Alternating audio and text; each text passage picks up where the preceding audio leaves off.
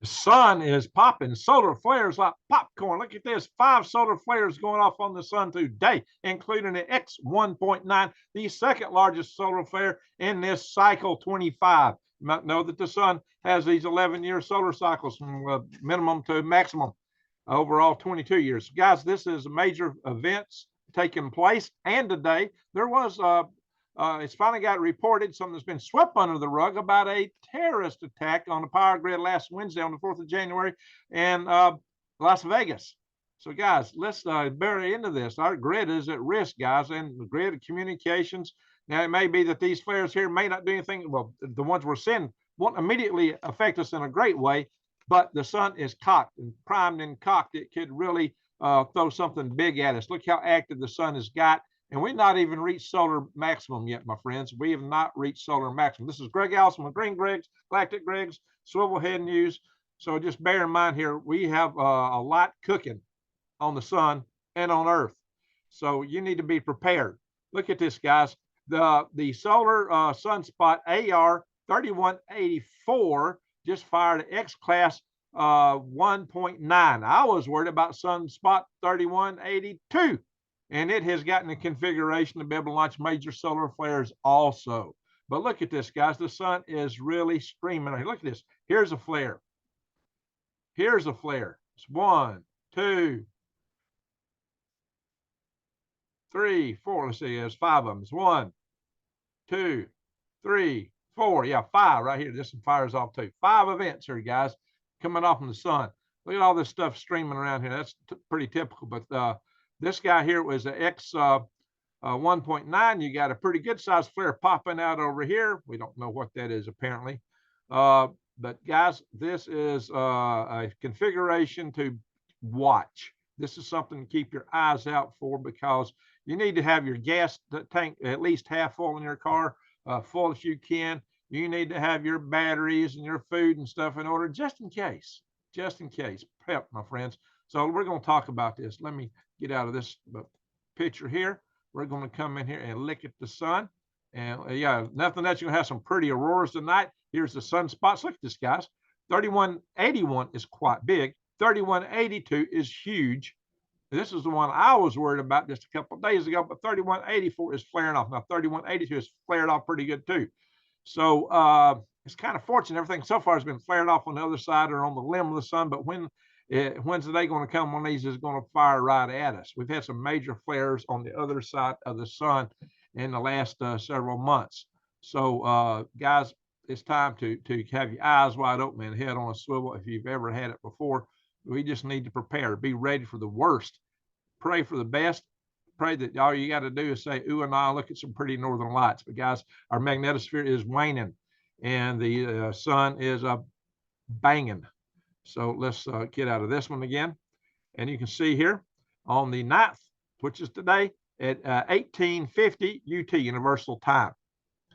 That's about 6 hours different from the time I am on here. So this just happened, guys, not long ago. And you can see how active 3182 is. This is a serious sunspot. This is the one that flared.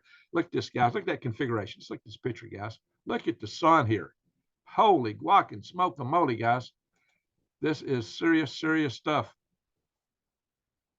This is nothing to be joking about. The aurora so far is not kicked up. That stuff is really going to kick the aurora up when it comes in. You can bet your bippy on that. Oh, look, not much in the way of asteroids right now to be worried about. That's the good news. So the sun is giving us plenty to be concerned about. Now, I'm going to share with you something else. There's this guy, this Mohammed Mesmeria. He's 34-year-old. Some have said he is a Iranian. I don't know. But anyway, he drove his Toyota Camry through the gate of a solar power plant in Las Vegas on the 4th of January 23. He smashed it through the gate and tried to set his vehicle on fire. He didn't quite succeed in getting it full blown on fire, but he put it up against this large transformer with hopes of taking it out. He apparently took siphoned gas out of his gas tank and tried to set his vehicle on fire with the hopes of blowing it up or destroying that transformer. So, yeah, it's pretty, I think he's an amateur, guys, but so we'll talk about it. Anyway, he was arrested and charged. Let me stop the share. Hang on, we'll look at him too. Bang, there he is right there.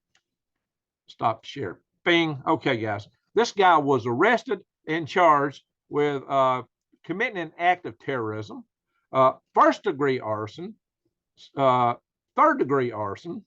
How do you get arrested for both of those, right? Destroying real estate and escape of a felony prisoner somehow. You know, it's really, is he an escapee? Did he aid and abet an escapee? Did he violate parole? I mean, I don't know what that boils down to. Is this somebody that should be behind the bars that they turn loose early? What's going on here? This guy's an amateur, be honest. I have a hard time thinking this was planned. But guys, we've had a lot of attacks here starting back in November and December, and the power grid up in the Northwest, as you're aware. Some of them look like they may have been highly well executed, and some look amateur, copycat. We had the attacks back in the 3rd of December, 4th of December, in Moore County and North Carolina. And those were apparently done by somebody who knew what they were doing. And they haven't caught me. You know, they had captured 2 people. Apparently those that weren't involved in it. So they're still looking, and they got a award out of about $75,000 for people that give them the information to capture those individuals. So if you're in the area there, just contact the sheriff department. If you've got information, it might lead to an arrest. It might be worth it to you. So we need to find out who these people are. But the real professionals seem to always go uncaptured. So there was this Christmas Day thing going on up in, up in the Washington State, where some guys hit some power grids to the substations, apparently to commit a robbery.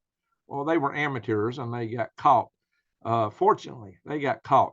I think this guy's an amateur too. I think there's a lot of copycat stuff because this guy, that's not the brightest way to take out a transformer or take out a grid. There's far more efficient ways to do it without wasting a car and all the drama and all the stuff that went with what this guy did. This guy he was just asking for it, drive a car in, try to set the car on fire. Well, maybe he had a axe to grind, hated the world, hated America. So I don't know what's going on here, guys.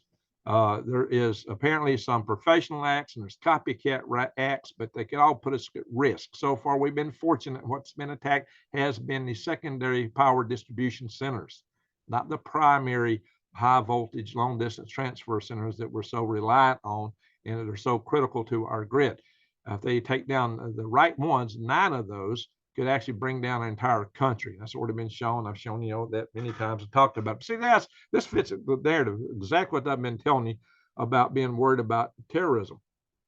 Now, I don't think this guy was one of these sleeper cells. I think he's a lone actor because he just did it very goofy, really goofy. I mean, that's all I can say about it. There's far more efficient ways to take out a transformer than what this guy did. He obviously didn't understand how to do it, which means he was in a trained cell. People in trained cells will know what to do. Just like the guys who apparently did a dry run on taking down the power transformer stations at the Metcalf station, which they actually shot up 17 out of 19 of the transformers and went in the manhole covers, cut the communications, the fiber optics. They knew exactly what they were doing. They were gone. Police applications were gone before the cops got there on 16 April 2013, and we as of yet have no idea who did it. But that happened to be the same day that the North Korean satellite first flew over Washington, D.C., and was the same time period there was a North Korean Chungcheongang steamer with 2 erect missiles and missile launchers and also containers in the cargo floating around in the Caribbean or the Gulf of Mexico. Yeah, we know because we apprehended it coming back through the Panama Canal. Yeah, they wanted to go around the Horn of South Africa, and the weather just didn't permit them. So they loaded up several thousand tons of sugar on top of it and hoped they could slip it through, and it didn't work out for them. They got caught. So what was going on? Who did that? I can't say the North Koreans did that, but it's widely believed if we get a real hit on our grid, it's going to come as a multi-pronged attack. There will be direct physical attacks. There will be cyber attacks and an EMP, most likely, if a country is able to pull that off. But you don't need to be able to pull off an EMP to take this country's grid down. A more primitive country organization could do that.